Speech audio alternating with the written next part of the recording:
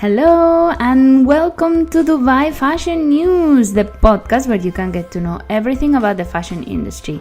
Here we will interview fashion designers, influencers, models, photographers, shop owners, you name it. And what for? To learn their insights, their stories, and the lessons they learn along the way. I'm your host, Araceli Gallego. Today we have with us Fouad Choufany, an entrepreneur, a specialist in everything visuals. He started with photography and now is doing video and also drone recording. Fouad is going to tell us how the photo and video teams need to work to produce excellent work for designers and brands, because the visuals are key today if you want to promote your brand. So no matter if you're big or small, make sure you have a good photographer or videographer by your side. Stay put, don't go anywhere. The interview starts right now.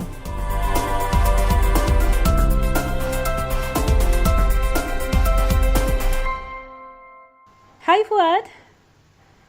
Hello. How are you? I'm great, thank you. We have a lot of questions for you today. We want to know, you've been working in photography and in video production for many years. You're very experienced. And we want to ask you a lot of things, because when it comes to fashion, which is a little bit what the podcast is about, well, a little bit, quite a lot, we want to know everything from your side, how actually your information as a professional in this section can help designers and brands to actually know what they're needing and know what they're looking for. So Sure. I have quite a lot of questions because, for example, it caught my attention that you started with photography and now you are shifting almost only to video production. Why is that change? Yeah, we've been working in both photography and video production since 17 years. Oh, wow. And I used to do personally the professional photo shoots and direct the movies. Lately, I stopped doing the photo shoots because now I'm giving more time for the video production, and actually I find it more challenging to do videos than to do photos. Although photography is my passion and my main hobby, as I started when I was young, but in that way I managed to get out a little bit from the competition of all the photographers newly introduced to the market.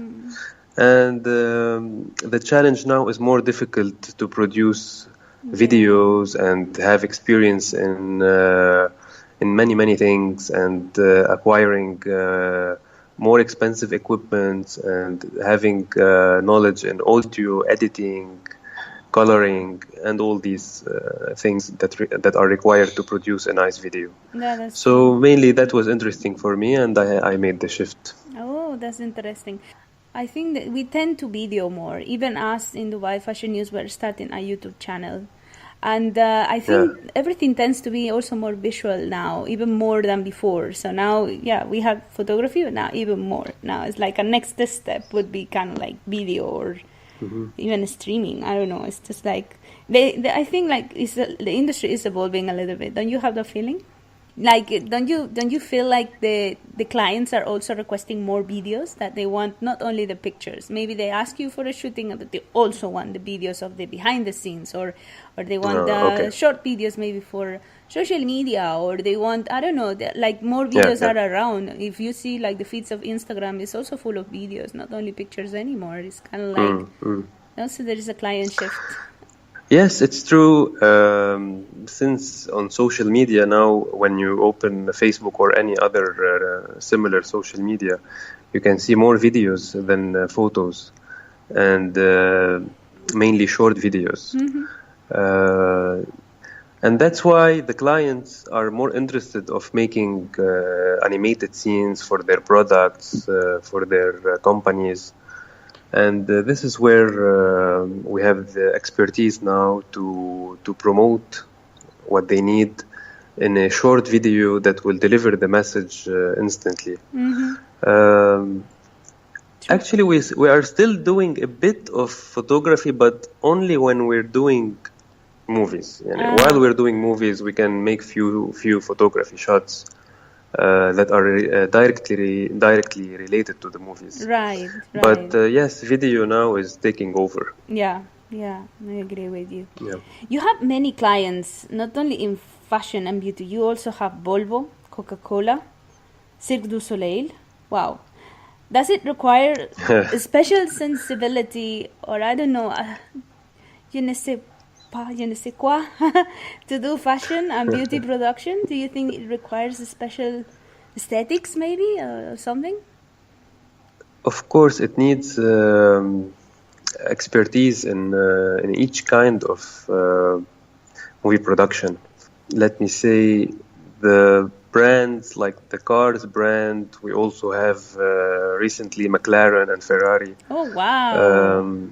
Yeah, it took a lot of work and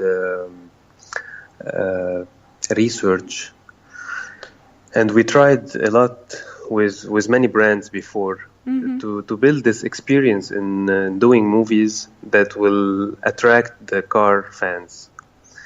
And the same thing goes to the shows like Cirque du Soleil, and we recently got Slava. It's a famous Russian show. Every kind of movie will take some special skills and will take a bit of energy from myself as a director to produce and put really some feelings in every film that I make.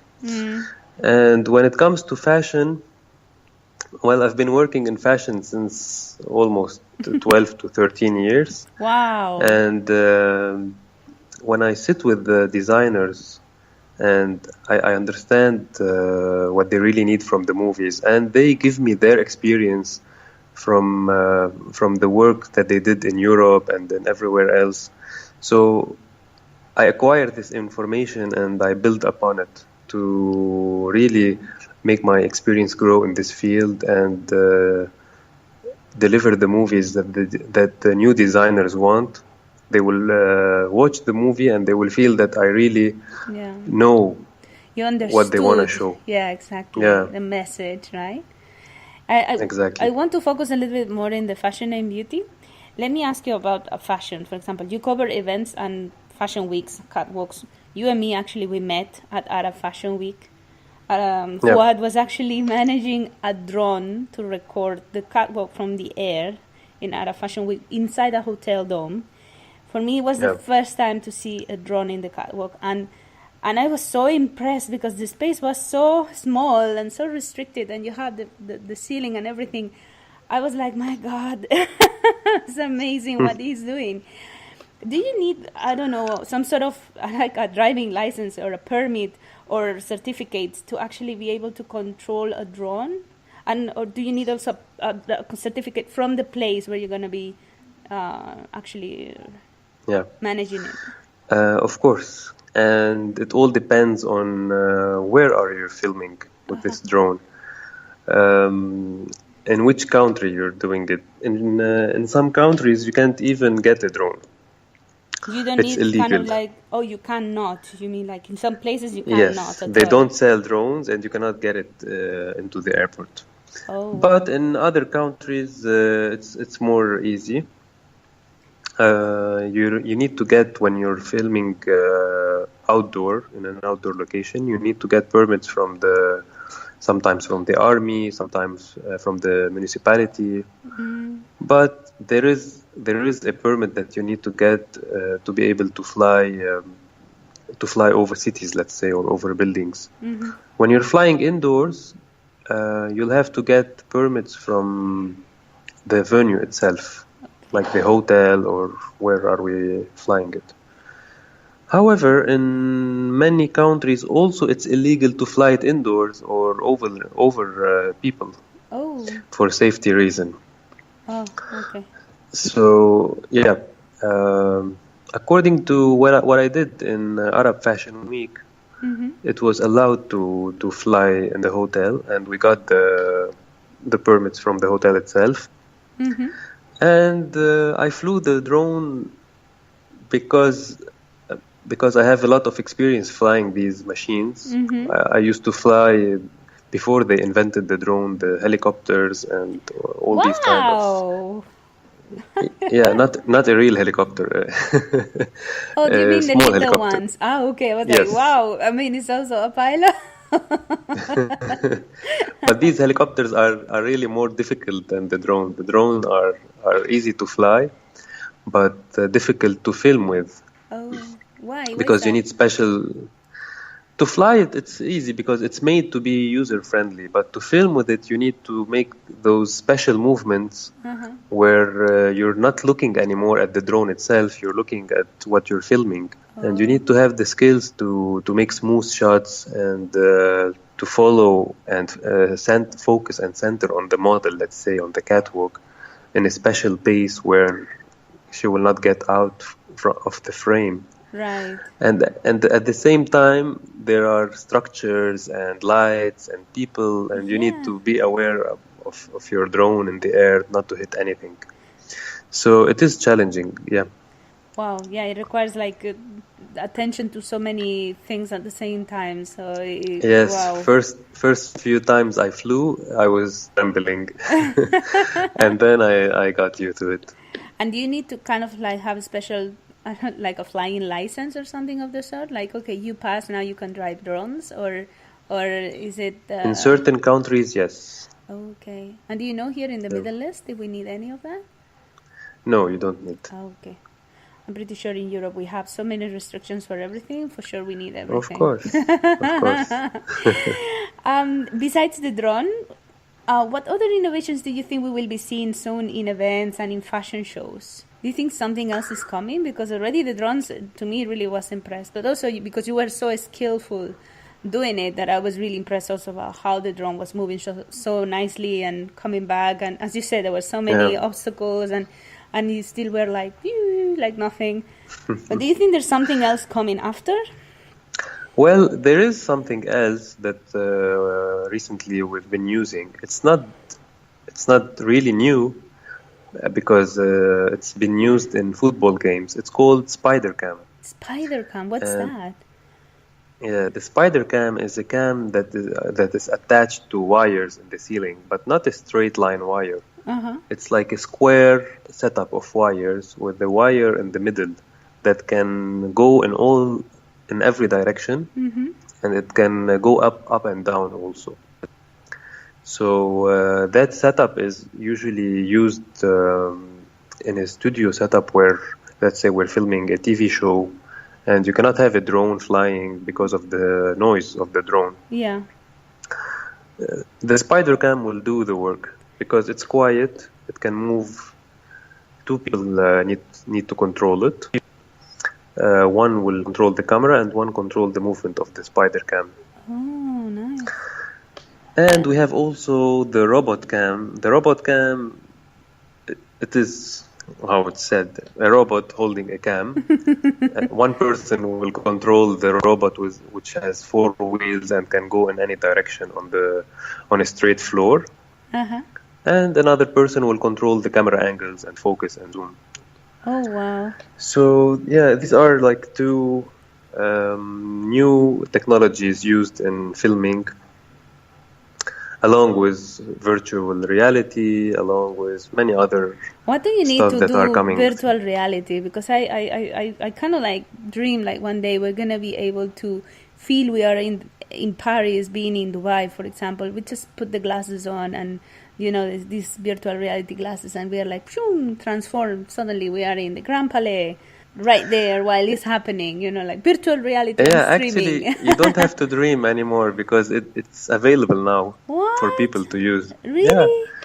Oh. It's not how you imagine, but it is now when you're using the virtual reality goggles.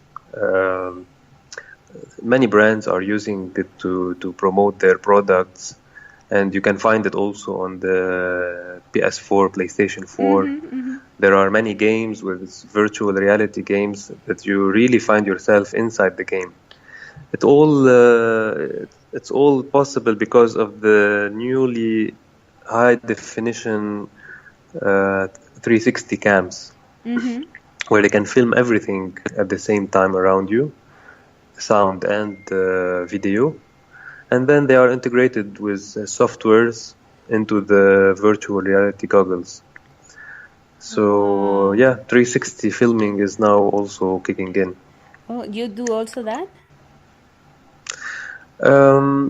It's very costly to do the really professional work of virtual reality and 360. I can't imagine because it's like so real, and as you said, you feel like you're touching them.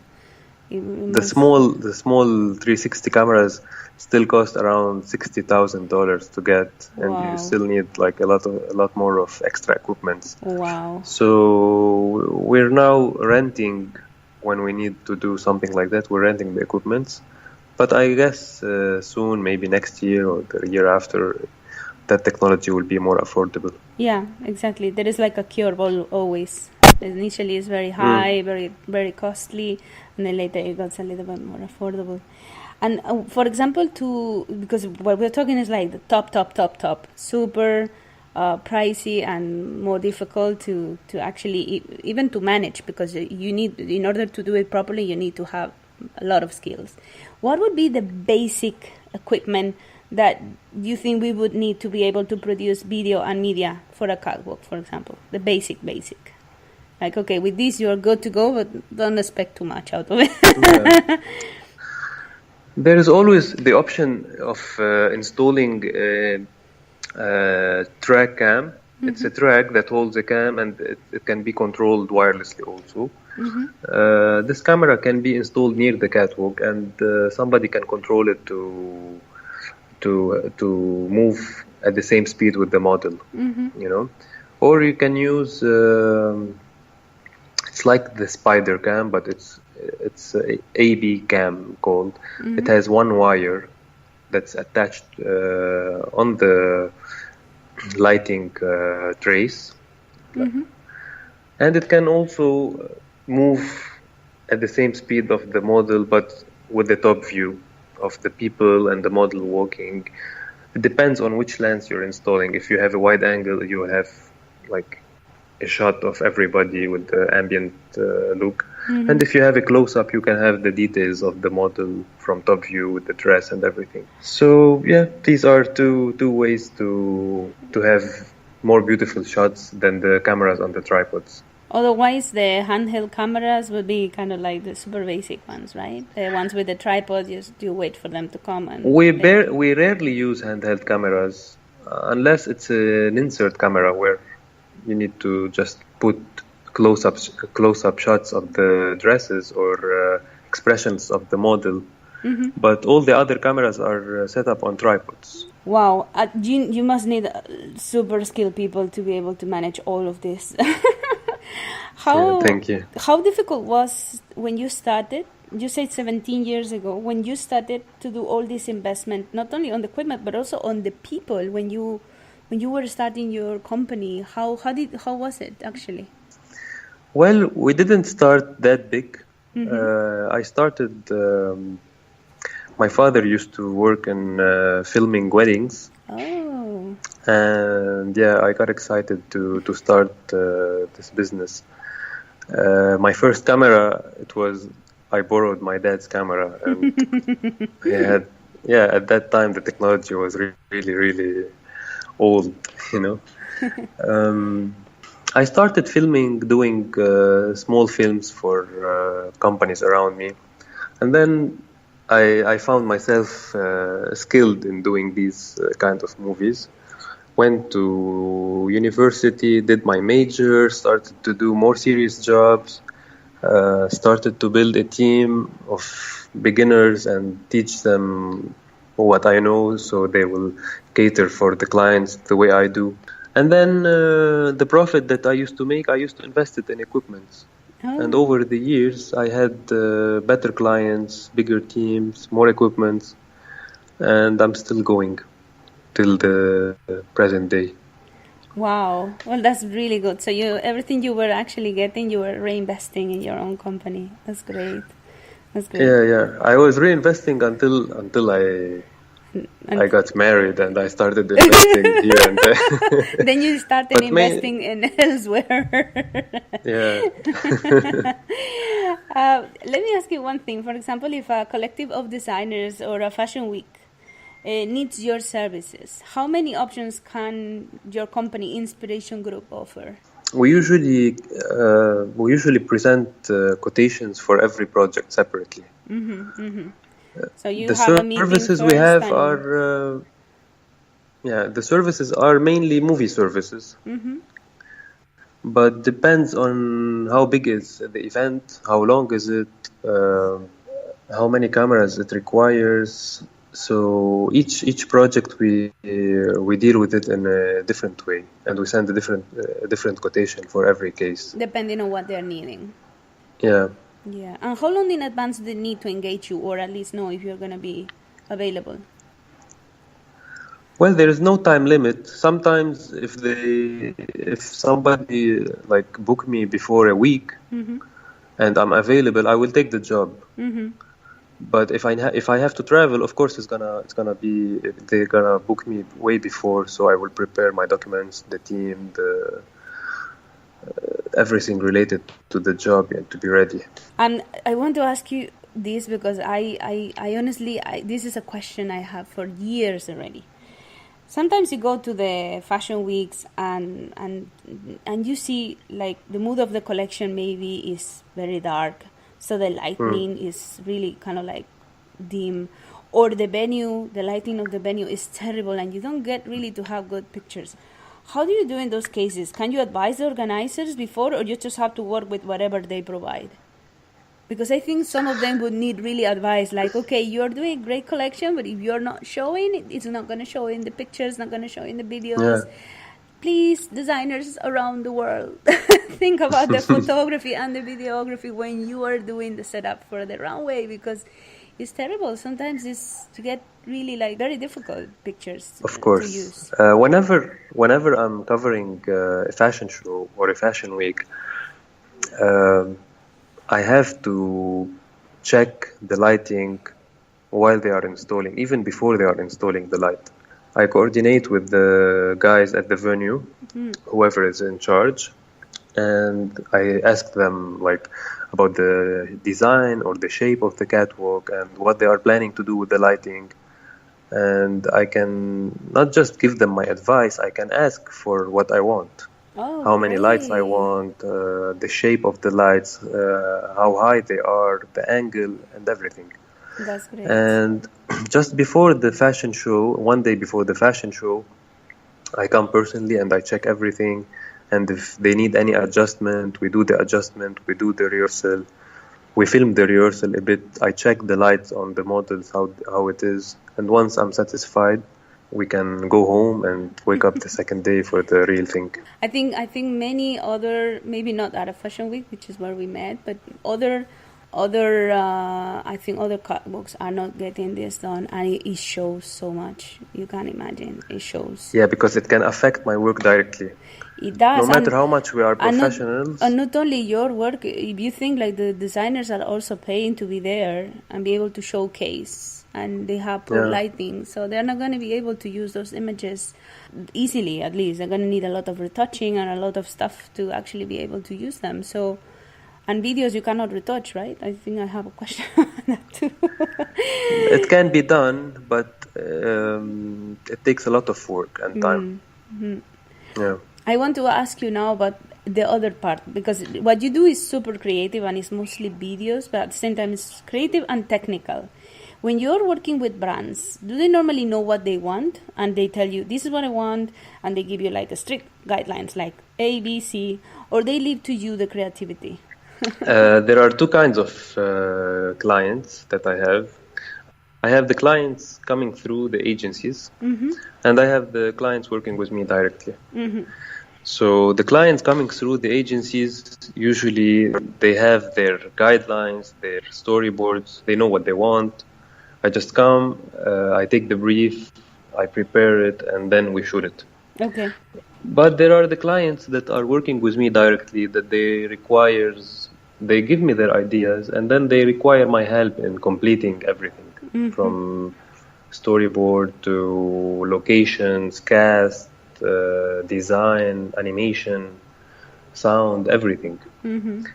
So I try to cater for both kind of clients by providing the full service for the direct client and by abiding the guidelines of the agencies when working with the agency clients. Wow. And what do you need to know in advance, for example, to be able to work out a good campaign with the brands? Like, what kind of things do you need to know in advance? Like the storyline, you were saying that it's important to know the messages of the brand. What other things you need to know, actually, so that designers out there, if they're thinking of doing a video, they know, okay, I need to have this ready. Otherwise, I need to prepare this before I actually go to a videographer and propose. We're talking about promotional videos, yeah? Yeah, like short TV commercials or advertisement, yeah. Yeah. Well, first of all, I need to know more about the designer, about the history, what they did before, about the style and the mood that they already have. If it needs upgrading or no, they need to continue in the same way. So I do a bit of research about the client, and I meet with the client to know more about their brand, their designs, and everything. Mm-hmm. And then we brainstorm the idea of what's their vision of how the movie is gonna look to show their collection or the designs that they have. And from there we can start coordinating on creating a storyline. And after we create the storyline, I prepare a shot list. Mm-hmm.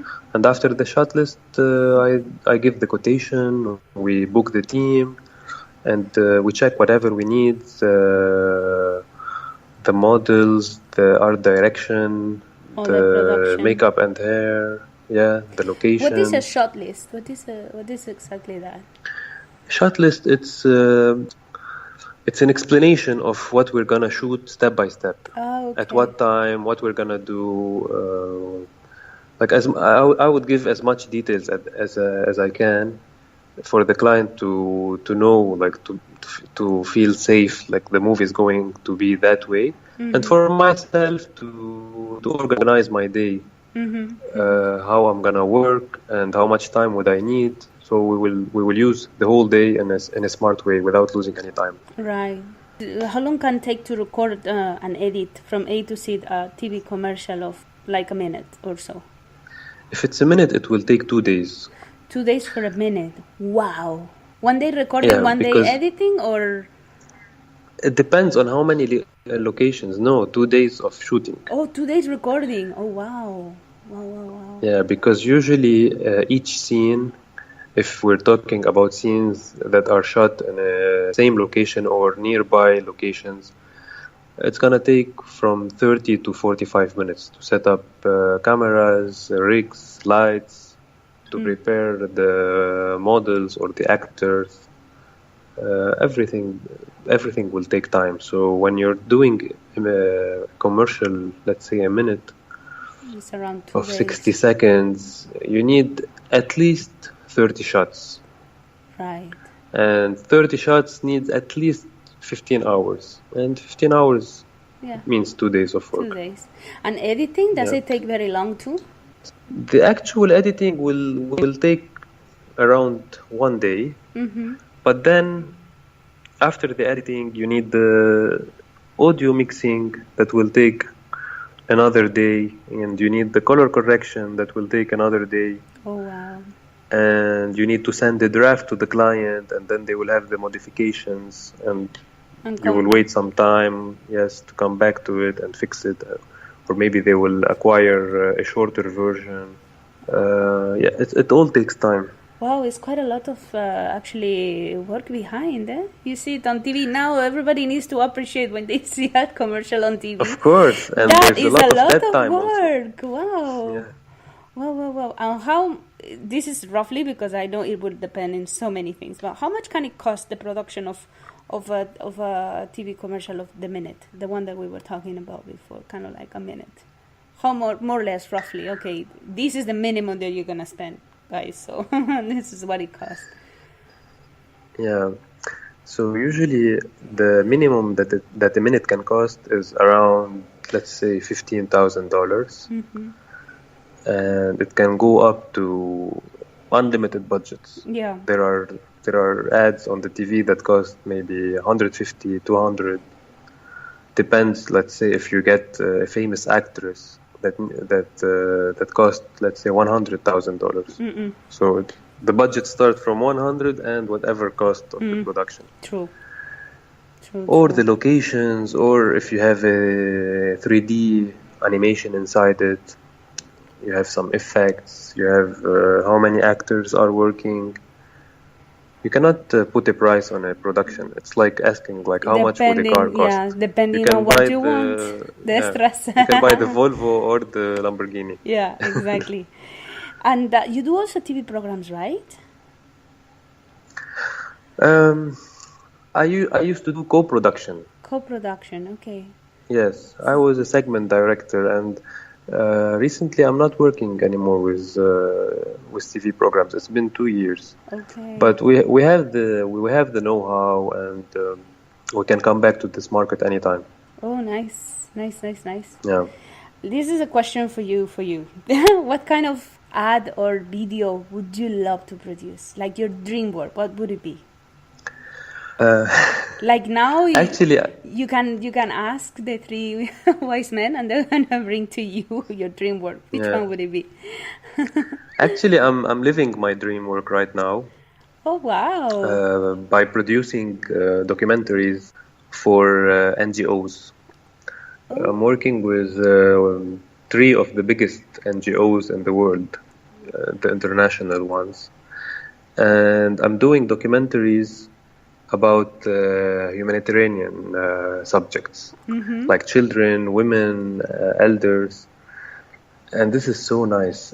I get to live the experience of everybody I'm working with, and I get to visit places that not everybody can reach. And when you do this movie, and it's about something really important, and when people see it, you feel that you can change something in the society by doing these films. Right, and you do actually, yeah, definitely. Yeah, and that's very rewarding. Oh wow, I love that. I really love it. Yeah. Wow. We have some other questions that are not as well. They're not as This answer was just so good, honestly. When it comes to beauty videos, what do you think is required to do a good beauty video? Well, beauty videos needs different equipments than regular videos. You need special lenses that can really take some good shots of the skin, of the close-ups. You need the soft lighting and special techniques to make the person look beautiful. And you need skills in the makeup and hair team, because in the video it's really difficult to correct makeup mistakes. So you need these to be perfectly done. Because can you retouch in video then? Because I'm really curious about that. In photography, everything is it's magical. With Photoshop, everything can disappear or appear. But in video, you can do it that? in video. Oh wow! Of course, but it takes more time to fix a scene. Because you need to than go to do it in image Photoshop. by image or something, right? Not actually. Image by image, this is an old technique. Right now, the softwares are more advanced. There are tracking systems that you can just set up what you want, and then the software will continue the rest. But it doesn't mean that it's easy. It's more difficult. It's much more difficult than the photos. Yeah. It's doable, but it's very expensive also to correct and time-consuming. That's why you say it's much better. Make sure you have everything proper from the beginning, because otherwise, that's my style. I usually film everything to make it easy for the editors to work. Because seeing the final product in front of you, and the client will be happy when they see everything's perfect from the beginning. Yeah.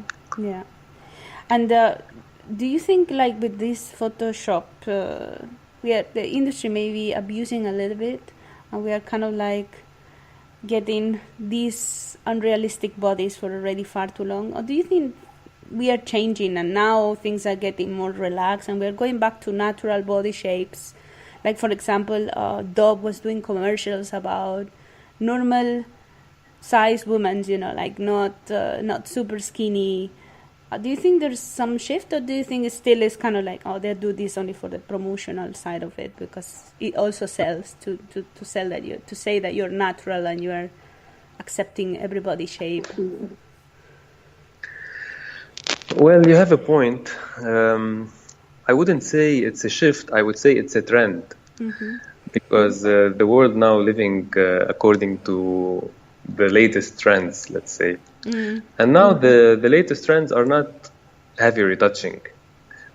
The users or the viewers are smarter now due to the social media showing everything to everybody. All the topics are being discussed. Now the people are aware of the problems that used to occur according to Photoshop and retouching and these kind of stuff, and there are a lot of awareness. But you cannot say that all the people who are working in this field agree with this trend. Some people are used to do what they know to do, they do what they know how to do it. They want to retouch a lot, they keep retouching a lot, and they sell it to the clients, and some clients will accept. Even if it doesn't look like them anymore. Because sometimes the change is so big, you really don't see the model anymore. It's like a different person. Yeah, it depends on the budget. When you're hiring a really good photographer or videographer, of course, it will not appear ugly and different. But when you're hiring, let's say, a low-budget photographer, and they have these filters that they apply on the model for the skin and the liquefy effect in Photoshop where they change everything. Yes, they can distort the image, and sometimes it will not look natural. Yeah. You have your main office, your head office in Lebanon, but you work with clients all over the world. You just came back from China, for example. How is the logistics when you need to record in remote locations? Do you need to shift all your equipment back to the remote location and then come back again, or how does it go? Well, it depends. I have an office in Lebanon where I have all my equipment, and I have an office also in Doha, in Qatar. Yeah. And I also have my equipment over there. But whenever I'm traveling to other countries, I usually take with me my camera and my laptop. And all the other equipments I tend to rent. Ah, okay. Or sometimes I buy if there are affordable stuff to buy, because the most expensive maybe is my camera, so I have it with me. I can buy more equipments just for the project. But my camera and my lenses will help me film almost anything, and my laptop will help me edit on the spot sometimes. You mentioned you have in Lebanon and in Qatar, but you also have a kind of like an office, representation office here in Dubai. Do you get a lot of shootings here? Well, that office in Dubai is recently launched. Oh, good. So we're going to have more of you. That's good. I'm happy. I'm trying to divide myself between these three countries at the moment. Yeah. And but it's interesting. I've been in Dubai from the years of 2006, 2007, and 2008. Oh, wow. And then I didn't come back till this year, 2017. And I find it really an interesting city, and I would love to come back working, catering for projects over there, and let's hope for the best. Yeah, I think here in D3 there is a lot of designers that are setting up their business, and I think the quality of your shootings definitely will be required, definitely. So you will get a lot of jobs in here. Yeah. And let me ask you one quick question, tricky. With the office in Doha, how is the new diplomatic situation affecting your business? Or you just do it parallel? It just all runs smoothly parallel. It doesn't touch one with one another. Well, it's doing really good for me. Oh. Yeah, because now we have less competition coming from the countries around, you know. Oh. They are obliged to do all their work from inside the country. Okay. So we are having more projects, actually. Oh, that's good. Congratulations. Yeah. Thanks. That's really good. I don't wish that it will stay like this. Because, Yeah, no, it's a I nightmare. actually wish love and peace for everybody. Yeah, and the traveling, it became I hate really... conflicts and everything. Yeah, yeah. But the situation is doing good for our company at the moment. That's good. That's good. That's a blessing. Let me ask you one last question, Fouad. How can our listeners get in touch with you if they need a shooting, or if they need... Do you want to, do you have a website that you want to give, or an email or something that they can get in touch with you? Yes, of course. I have an email that it will be... Maybe you can mention it later in the details. Yes, I will. And according to the website, I have a website, but I'm shifting now because it has mainly photography. When you open it, you see all the photography projects and everything that we did. And right now, I want to just focus on the video part. So I'm working on another website all the videos will show, and the focus will be on all the different kind of movies that we are doing. Our photography website is still online, and it has information about locations, addresses, emails, everything, and some of our portfolio. Mm-hmm. But I guess within a month, we will have the other one. A new renovated and it's going to be under the same dominion, so one will disappear. Of course, yes. Okay. So if it's going to be the same dominion, which one would it be? Inspirationgroup.net? .net, yes. Inspirationgroup.net, okay. And in there you have the email also in case that they want to get in touch with you. Yeah, of course. Perfect. Actually, I'm the old-fashioned guy who still uses Hotmail and Gmail. But we also have the official email. Which one do you prefer? It's my name, Fouad, at inspirationgroup.net. Okay. But the one I really prefer, it's inspiration_group at hotmail.com. Inspiration_group at hotmail.com. Great! Because that email will never fail me, you know? It's true. Yeah, it's very true. The Hotmails, the Gmails are forever there. Yeah, of course. Thank you so much for answering all our questions. We learned a lot. You're welcome. And I think the designers and the people that are actually in fashion, they have so much information in case they want to do shootings, in case they want to do videos, in case they want to do advertisement. Now they know where to go, and what do they need to actually prepare in advance. It's great. Thank you so much, Fouad. Of course. You're welcome. Thank you.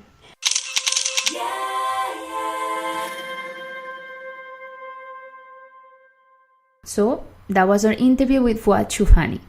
Now you know more about how to produce beautiful campaigns to help you sell your products not only to your end customers, but to buyers, big shops, etc. Visuals, whether photo or video, might be the key. Please share this podcast with all your friends that might need a hand in this visual department, and send us your questions if any. By the way, did you join the giveaway we have going on right now? You can win a swimsuit from the brand Ocean. These swimsuits are great for tech-savvy boys. Why? Because it has a hermetic pouch where you can keep all your small, precious items when going to the beach or to the swimming pool. Normally, you will leave your phone, your wallet, and the car keys in a bag, and when going to swim, be constantly checking if the bag has someone dodgy around, or you may be feeling like you might need to run any minute behind some thief. Not anymore thanks to this swimsuit. You take the phone, the wallet, and the car keys with you and have peace of mind because they won't get wet. Even if you are crossing the ocean doing crawl or butterfly style, it is super safe. We tested them in the magazine, and Amer, our sports contributor, was very happy with the results.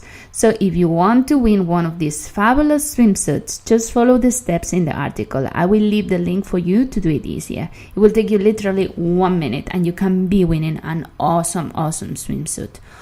Also, I wanted to share with you another link. They interviewed me in a blog called Deals in High Heels. I feel very honored. Normally, I am the one doing interviews, and the fact that they thought about me as an interviewee made my day brighter, to be honest.